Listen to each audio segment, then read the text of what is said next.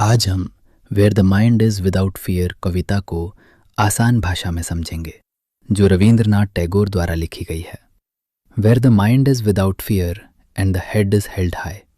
इसका मतलब है कि इंसान को बिना डर के जीना चाहिए और आत्मविश्वास के साथ अपना सिर ऊंचा रखकर जीवन जीना चाहिए।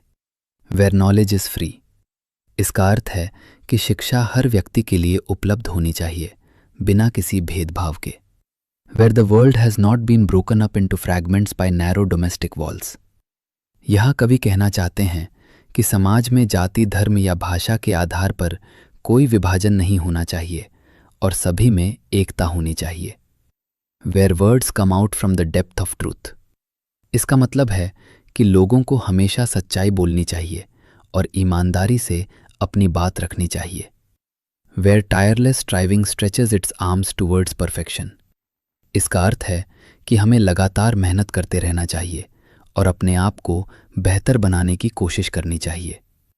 Where the clear stream of reason has not lost its way into the dreary desert sand of dead habit। यहाँ कवि कहते हैं कि हमें तर्क और समझदारी से सोचना चाहिए, न कि अंधविश्वास और पुरानी गलत आदतों का पालन करना चाहिए। Where the mind is led forward by thee into ever widening thought and action। इसका मतलब है कि भगवान हमें आगे बढ़ने और अपने विचारों को व्यापक बनाने की प्रेरणा दे। Into that heaven of freedom, my father, let my country awake। अंत में कवि भगवान से प्रार्थना करते हैं कि हमारा देश सच्ची स्वतंत्रता, एकता और प्रगति की ओर बढ़े। Like, share, subscribe. धन्यवाद।